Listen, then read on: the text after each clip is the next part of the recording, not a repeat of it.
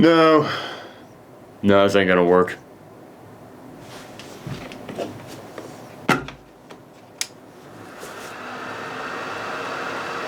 There we go. Now that says Halloween. This is our entire budget for the year. Hello everyone, it's me, Thorgy, and you're probably asking yourselves right now, why the hell does he still have that thing running? Doesn't he realize how much noise it's making? Good point, I'll go ahead and turn it off. It'll just sit there awkwardly for the rest of the show. But you're also probably wondering, what the hell is going on today?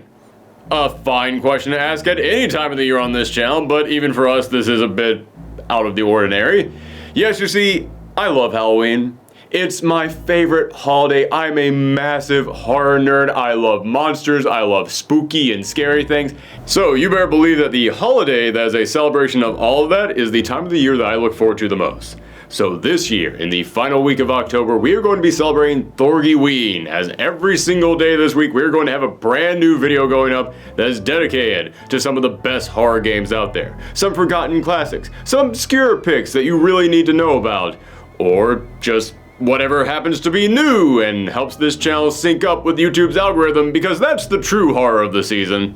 And today, I'm going to be talking about Castlevania, because this is the game's 35th anniversary. Kind of a big deal. Not that their developers seem to realize that. But I'm specifically going to be looking at the Castlevania Advance Collection, which included in there Aria of Sorrow, a game that many Castlevania fans have called one of the best in the entire franchise. Does it live up to the hype? Let's take a look.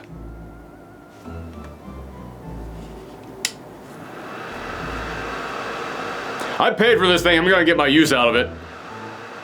Now, this was actually my first time playing Aria of Sorrow. When I was a kid, I actually played a decent chunk of the old school Castlevania games, like the original, Simon's Quest, Castlevania 3, pretty much all the standards when you think of classic Castlevania.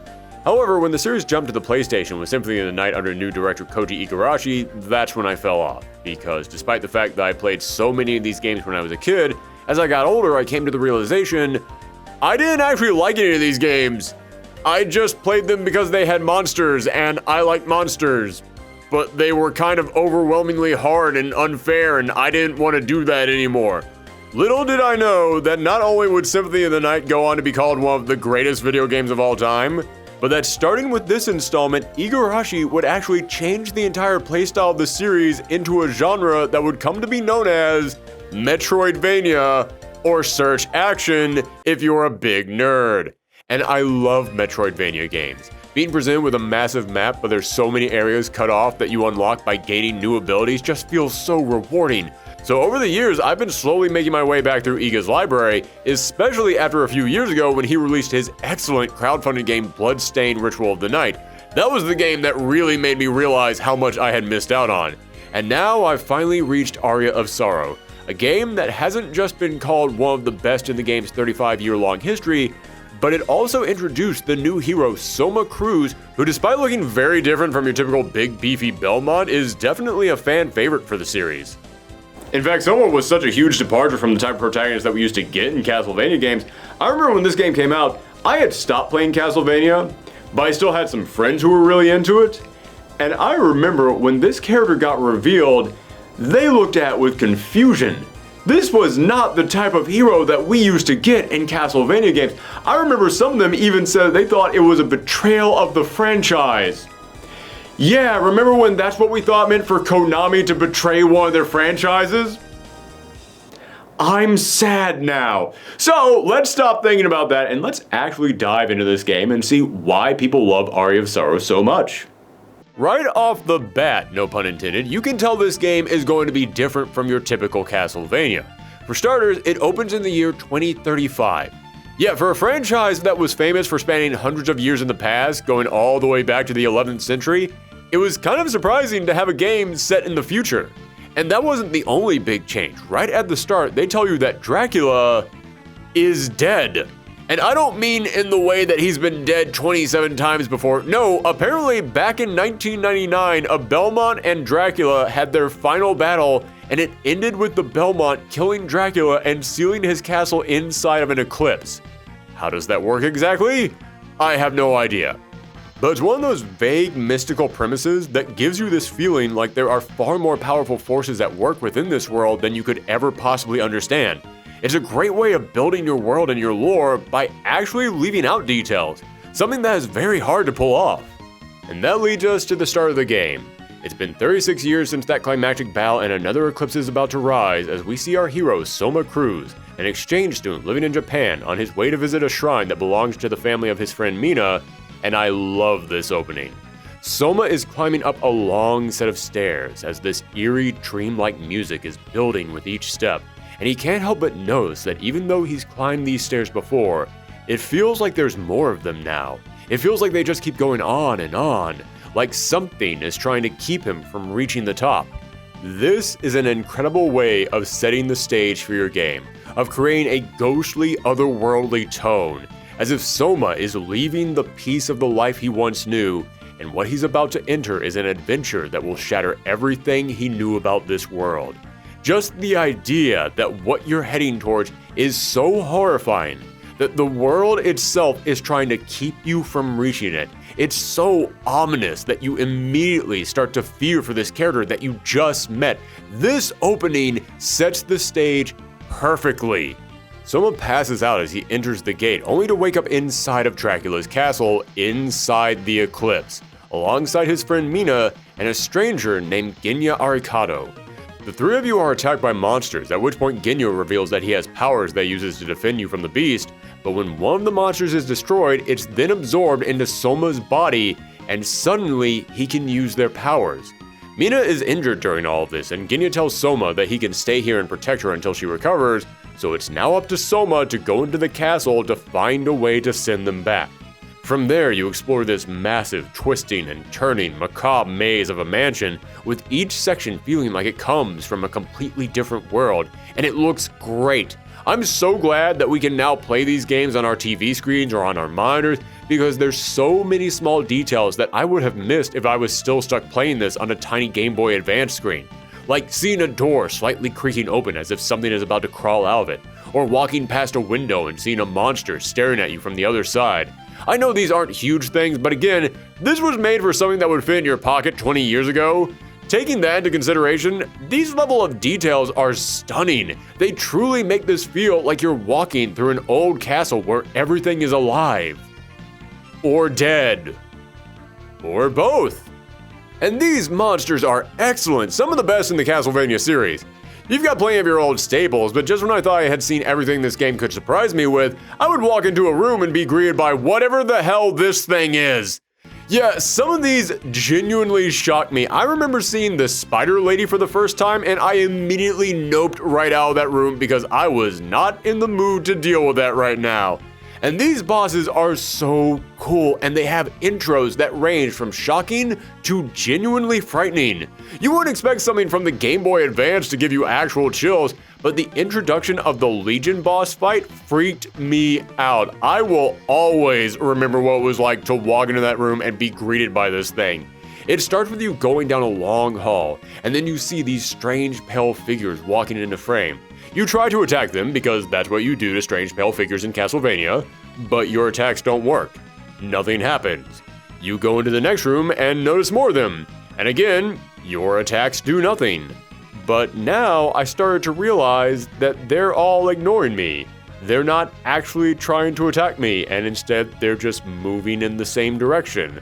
I thought that they were just there for set decoration, something to make you feel uneasy, so I moved into the next room, only to see a massive ball of these undead bodies all lumped together. Horror tends to work best when you can make the audience somehow drop their guard before they hit you with a big surprise, and showing me these creatures got me alert. Only for me to then realize that they couldn't hurt me and I couldn't interact with them, so there was nothing to worry about. Only for me to then walk into the next room and be greeted by this huge fleshy nightmare that I immediately had to worry about. It was ingenious, and it reminds you that even if Castlevania is primarily an action series, it can still get scary. And then there's the fight with the giant Balor. I'm going to warn you, we're going to get into some spoilery stuff here, but as I said, I really want to just talk about what makes these games so good.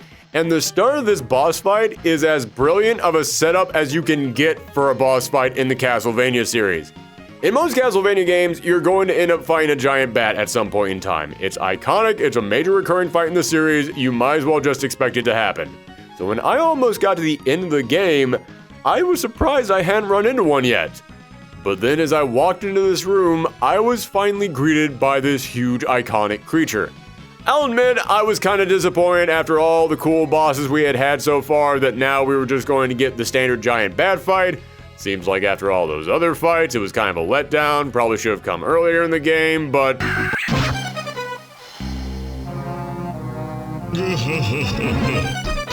Holy cow. That is an amazing way to take what the audience is expecting, to take what we have built up for ourselves in our minds over the course of several other Castlevania games, just to punch us all in our collective guts. Plus, on the Advanced Collection, I love that the name of the trophy you get for beating Balor is Bat Avenger. Like, hey, I know that bat! We have a history with each other! Nobody kills the giant bat except for me! And maybe the boy! By the way, before we go any further into this plot, which again, spoilers ahead, you've all been warned, but before we delve any deeper into that, let me just talk a bit about the Advanced Collection itself. It's really damn good. Everything looks crisp and clean. You can create save states so you don't have to worry about finding save rooms or possibly losing those good abilities that you just unlocked. And there's this great rewind function, so if you're all out of health potions and your life bar is almost at 0, you can cheese that function over and over again during boss fights to make sure that you survive, which I totally did. I have no shame in admitting that. Some of these fights are tricky. So, as you explore the castle, it's your typical Metroidvania experience. I already mentioned earlier about how rewarding it is to gain new abilities that open up new pathways to you. But this game really goes out of its way to make you feel powerful with how much you're advancing, with how much you're growing with each fight, because there's also a level up mechanic in here as well as stronger weapons that you can find and purchase. And you know how in some action or RPG games you'll fight a boss early on, but then later you'll fight that boss again, but now they're just a regular enemy and the game does that to make you realize how much stronger you become? Well, this game does that, but this game is only like 7 hours long. So you will fight a boss, and then maybe like 2 hours later, that boss is just a regular enemy. So you can instantly see how much stronger you become all within one sitting. It is crazy how fast you level up in here and how in the blink of an eye, you just suddenly feel like a badass. Which might be how Soma himself is supposed to feel during all this, because again, he just shows up to this castle and instantly he's absorbing the forces of darkness, which as you can imagine, leaves him with a lot of questions. Luckily, there will be other characters to bounce those questions off of because he's not the only one exploring this castle. Along the way, you'll meet Yoko Belnades, a descendant of the long line of witches who have battled Dracula for generations, but she's much more upbeat and playful than her ancestors. Then there's Hammer, an American soldier who was sent to investigate this shrine and was then sucked into the castle as well, and he just cracks me up. Like, he gets sucked into this castle and he just goes, oh yeah, screw this crap, I'm out. But not in a cowardly, I gotta get out of here way. No, in a, yeah, I don't want to do this way. Like, he just looks at all this and shrugs and goes, I'm gonna go AWOL, this ain't worth it. And he decides to open up the shop at the front of the castle. And while everyone else in the game is worrying about this bizarre land that they find themselves in, he's just like, so, did you see the game last night? Hey, you gonna buy something or not?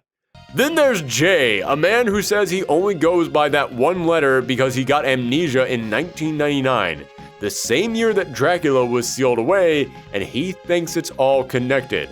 Again, we're going into spoiler territory here, but it's eventually revealed that he's actually Julius Belmont, the Belmont who managed to finally defeat and seal away Dracula for good all those years ago. Which raises a few questions, like, how old was Julius when he did that? I mean, this guy does not look like he's over 50 to me at the most. So, did he beat Dracula when he was 14?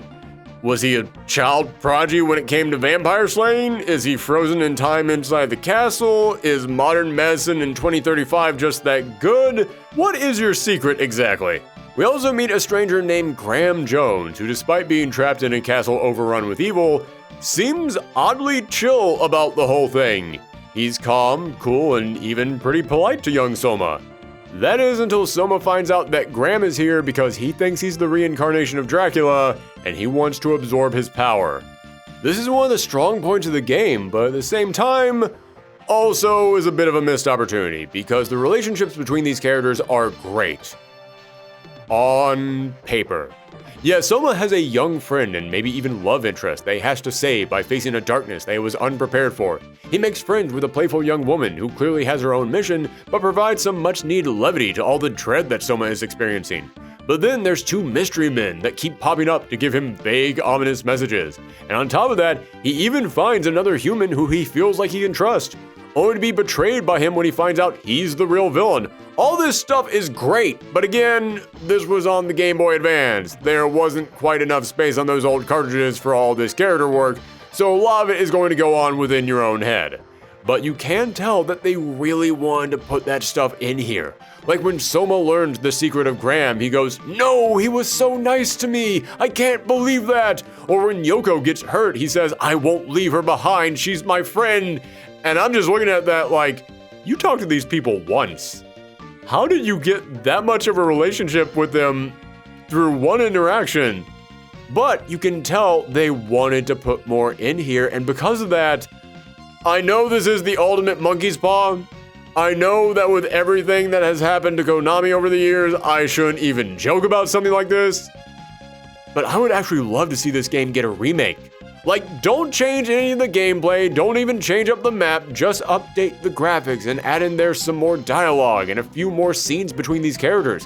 Maybe even delve a bit more into Soma's mindset and show the horror that he feels about what's happening to him, because again, this is some flat out body horror stuff that he's going through. He's suddenly absorbing demons and zombies into his body and gaining powers from it.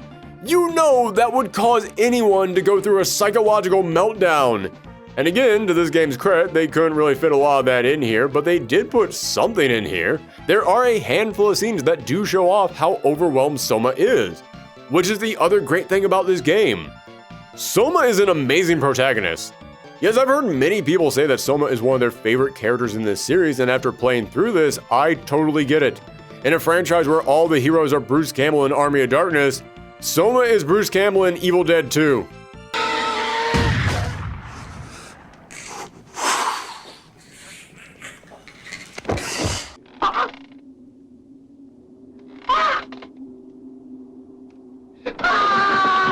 Soma isn't a trained warrior or spellcaster who spent years studying under teachers with legendary weapons that he had to master to fulfill his destiny. No, Soma is just a dude. Don't let the white hair and big fancy coat fool you. Again, this is 2035. This is the future equivalent of a polo shirt and jeans, because Soma is just some guy visiting Japan. And he went to see his friend on the night of an eclipse, and now he's inside Dracula's castle sucking up demon souls like a satanic Kirby. This would freak anyone out, and Soma is indeed freaked out. And I've always gravitated more towards the relatable everyman type of heroes, and this is the one time I have seen someone like that in the Castlevania series. I can understand why someone wouldn't want that, why they would prefer the giant beefy barbarians, but for me personally, it makes Soma stand out and feel far more relatable. And I know that this Castlevania timeline is dead. Soon after this game came out, the whole series was rebooted and then shut down. But it is a shame that we didn't see more of Soma. He did get one more game on the DS, which I am desperately trying to hunt down as we speak, but I feel like this guy could have had his own spin-off franchise after this. So yes, this game had all that Metroidvania goodness that Iga brought into the series, with a lot more interesting character interactions and far more relatable protagonists, along with some of the best monsters and bosses in the series. And I haven't even gotten to the big secret ending of the game, which, yeah, is kind of hard to achieve, but when you realize why you have to do what you have to do in order to get that ending, it's kind of genius. I won't spoil it for everyone out there. I know I said that we were in spoiler territory, but when it comes to this ending, it is the kind of thing that I feel like you need to experience for yourself. Which, again, you can do right now. The Castlevania Advance Collection is available now on all consoles and is a great collection at a wonderful price. If you want something to get you in the mood for the season without being too scary, this is perfect for that. Well, there you have it, everybody. Our very first video of Thorgyween 2021. This is something fairly new for the channel. If you guys like it, we're going to make it a tradition every single year. Or if you have some suggestions on things that you would rather see us do for Halloween every year, let me know all that stuff in the comments down below. If you like this video, then make sure that you share it around the web. Make sure that you click on that subscribe button, ring that bell, do all that stuff that you gotta do here on YouTube. And you can also follow me on Twitter at Thorgy's Arcade, where you not only get some behind the scenes look at stuff that we have planned coming up for the channel, you can also occasionally vote on stuff that we have planned coming up for the channel, including the game that we have coming up tomorrow. Yes, we're going to be talking about another game tomorrow, and it's a game that you guys actually voted on. So if you want to know what game that is, make sure that you come back.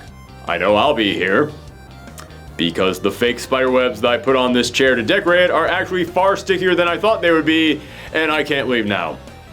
This was a huge mistake. Well, I guess this is just how the show ends, with me stuck to this thing. So I'll just say, happy Halloween, everybody. And please call for help. It's legit sticking to me. This is not a gag. Oh God, you can see it there. It's caught on my pants.